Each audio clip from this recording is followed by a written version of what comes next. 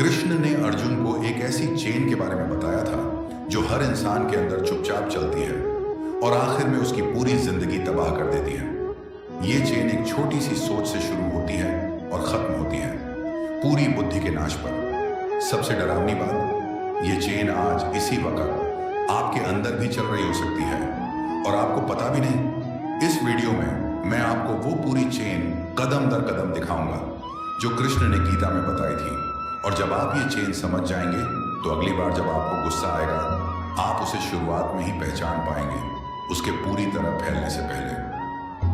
ये सिर्फ एक कहानी नहीं है, ये एक वार्निंग सिस्टम है जो कृष्ण ने 5000 साल पहले दिया था। और आज मैं आपको दो असली जैसी जिंदगी की मिसालें भी दूंगा जहां ये पूरी चेन आपको साफ दिखेगी। कुरुक्षेत्र के मैदान में कृष्ण अर्जुन को समझा रहे थे कि इंसान अपने ही मन का शिकार कैसे बनता है। अर्जुन ने पूछा, कृष्ण, इंसान गलत काम क्यों करता है, भले ही वो ना चाहे? कृष्ण का जवाब शायद गीता के सबसे प्रैक्टिकल हिस्सों में से एक है। उन्होंने कोई मोटा उपदेश नहीं दिया, उन्होंने एक स्टेप बाय स्टेप चेन समझाई। और जब आप ये चेन सुनेंगे आप हैरान रह जाएंगे, क्योंकि ये आपकी अपनी जिंदगी की किसी न किसी घटना से बिल्कुल मेल खाएगी। पहला कदम, कृष्ण कहते हैं किसी चीज के बारे में बार बार सोचना। शुरुआत यहीं से होती है। कोई एक बात, एक चीज, एक इंसान, एक स्थिति जिसे आप बार बार अपने मन में दोहराते हैं। हो सकता है वो कोई कमेंट हो जो किसी ने आपको कहा, हो सकता है वो कोई ऐसी चीज हो जो आप चाहते हैं पर मिल नहीं रही, बस दिमाग उसी पर अटक जाता है। ये पहला कदम है और सबसे खतरनाक भी, क्योंकि ये बिल्कुल हानि रहित लगता है। कोई अलार्म नहीं बजता, कोई वार्निंग नहीं आती, बस एक शांत मामूली सी सोच जो बार बार लौट आती है। सोचिए, क्या कोई बात है जो आप पिछले कुछ दिनों से बार बार सोच रहे हैं? दूसरा कदम, बार बार सोचने से आसक्ति पैदा होती है, यानी वो चीज आपके मन में जगह बना लेती है। अब आप सिर्फ सोच नहीं रहे, आप उससे जुड़ गए हैं। ये वो पल है जब एक साधारण विचार एक जरूरत बन जाता है। मुझे बस ये चाहिए, ये फीलिंग यहीं से आती है। उदाहरण के लिए सोचिए, किसी ऑफिस में एक एम्प्लॉई है जिसे लगता है कि उसकी मेहनत को नजरअंदाज किया जा रहा है। शुरुआत में ये सिर्फ एक ख्याल था, शायद मेरी वैल्यू नहीं समझी जा रही, पर जितना वो इस बात को बार बार सोचता है उतना ही वो ख्याल उसकी पहचान का हिस्सा बनने लगता है। अब वो सिर्फ सोच नहीं रहा, वो उस भावना से जुड़ चुका है। ये कामना है जब चाहत जरूरत में बदल जाती है और मन हर पल उसी पर टिका रहता है। और यहीं से खतरा शुरू होता है, क्योंकि जब कामना पूरी नहीं होती है ना, तो अगला कदम कृष्ण के शब्दों में बहुत तेजी से आता है। चौथा कदम, क्रोध। कृष्ण कहते हैं कामना पूरी न होने पर क्रोध उत्पन्न होता है। यहीं पर पूरी कहानी पलट जाती है। जिस गुस्से को हम अचानक बिना वजह आया हुआ समझते हैं, असल में वो अचानक नहीं आता। वो इस पूरी चेन का चौथा कदम है जो बहुत पहले से चल रहा था।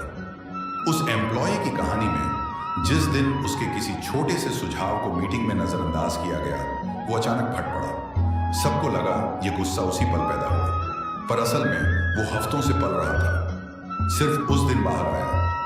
आपको जो गुस्सा अभी 2 सेकंड में आता है वो असल में हफ्तों पुराना हो सकता है, बस आपने उसे तब तक नोटिस नहीं किया। कृष्ण यही नहीं रुकते, वो आगे बताते हैं क्रोध से मोह यानी भ्रम, सही गलत का ना दिखना पैदा होता है। मोह से स्मृति का नाश होता है, यानी आप वो सब भूल जाते हैं जो आप जानते थे जो सही था। और स्मृति के नाश से बुद्धि का नाश होता है, यानी सोचने समझने की शक्ति खुद खत्म हो जाती है।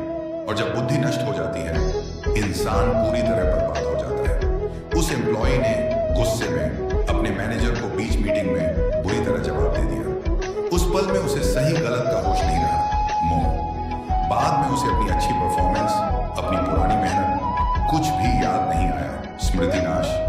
और उस गुस्से में लिए फैसले ने, नौकरी छोड़ने का फैसला, उसकी पूरी सोचने समझने की शक्ति को धुंधला कर दिया, बुद्धि नाश। एक साधारण बार बार सोचे गए विचार से शुरू होकर पूरी बुद्धि के नाश तक। यही वो चेन है जो कृष्ण ने बताई थी। और ये सिर्फ ऑफिस की बात नहीं, यही चेन रिश्तों में भी उतनी ही सच है। सोचिए, एक कपल है, पति को लगने लगता है कि उसकी पत्नी उसकी बात ध्यान से नहीं सुनती। शुरुआत में बस एक ख्याल था, फिर वो ख्याल बार बार आने लगने लगा कि उसे ज्यादा ध्यान चाहिए, आसक्ति।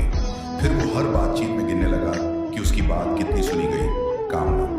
और एक दिन एक छोटी सी बात पर शायद पत्नी ने फोन देखते हुए जवाब दिया। वो गुस्से में फट पड़ा। पत्नी हैरान रह गई, क्योंकि उसे तो पता ही नहीं था कि इतना कुछ अंदर पहले से पल रहा था। यही सबसे बड़ी सच्चाई है। जिस इंसान पर गुस्सा फूटता है उसे अक्सर पता ही नहीं होता कि असली चेन कब से शुरू हुई थी। अब सवाल ये है, अगर ये चेन इतनी खतरनाक है तो इसे रोका कहाँ जाए? ज्यादातर लोग गुस्से को रोकने की कोशिश करते हैं, यानी चेन के चौथे कदम पर, जब वो पहले से बहुत मजबूत हो चुका होता है। इसीलिए गुस्सा रोकना इतना मुश्किल लगता है। पर कृष्ण की असली सीख ये है, चेन को रोकना है तो पहले कदम पर रोको। जब कोई विचार बार बार आए उसे वहीं पहचान लो, क्योंकि अगर विचार को वहीं रोक दिया जाए तो आसक्ति नहीं बनती, आसक्ति नहीं बनती तो कामना नहीं बनती, और कामना नहीं बनती तो क्रोध की नौबत ही नहीं आती। तो असल में करें क्या? कृष्ण ये तो कहते हैं कि पहले कदम पर रोको, पर पहला कदम पहचाने कैसे? एक आसान तरीका है। जब भी कोई एक विचार एक बार, तीसरी बार आपके दिमाग में आए, वहीं रुक जाइए। खुद से पूछिए, क्या मैं इस बात को सुलझाने के बारे में सोच रहा हूं या सिर्फ बार बार दोहरा रहा हूं? अगर आप सिर्फ दोहरा रहे हैं बिना किसी हल की तरफ बढ़े, तो यही वो पल है जहां चेन का पहला कदम शुरू हो चुका है। उस एम्प्लॉय की कहानी में, अगर वो पहली बार जब उसने सोचा शायद मेरी वैल्यू नहीं समझी जा रही, उसी पल एक कदम आगे बढ़कर मैनेजर से सीधे बात कर लेता, तो पूरी चेन वहीं टूट जाती। आज जब आप किसी बात पर गुस्सा महसूस करें, याद रखिए वो गुस्सा उस पल में पैदा नहीं हुआ। वो हफ्तों से, शायद दिनों से पल रहा था, एक छोटे से विचार के रूप में। अगली बार जब कोई बात आपके दिमाग में बार बार आने लगे, वहीं रुक जाइए। खुद से पूछिए, मैं इसे क्यों बार बार सोच रहा हूं? यही वो पल है जहां आप पूरी चेन को टूटने से पहले ही रोक सकते हैं। कृष्ण ने अर्जुन को जो सिखाया वो सिर्फ गुस्से पर काबू पाने की तकनीक नहीं थी, वो आत्म जागरूकता की सीख थी। क्योंकि जो इंसान अपनी सोच के पहले कदम को पहचान सकता है, वो कभी उस चेन के आखिरी कदम तक नहीं पहुंचता। अगली बार सोचिए मत कि गुस्सा कैसे रोकूं, सोचिए मैं किस विचार को बार बार दोहरा रहा हूं। वहीं से बदलाव शुरू होता है। और याद रखिए, ये चेन सिर्फ बुरी खबर नहीं है, ये एक नक्शा है, और जिसके पास नक्शा हो वो रास्ता खो नहीं सकता। अगर ये चेन आपको आपकी जिंदगी की किसी घटना की याद दिला गई हो, तो इसे उस दोस्त को भेजिए जो अक्सर गुस्से से जूझता है। कृष्ण की ऐसी और गहरी प्रैक्टिकल सीखें चाहिए। चैनल को सब्सक्राइब कर लीजिए।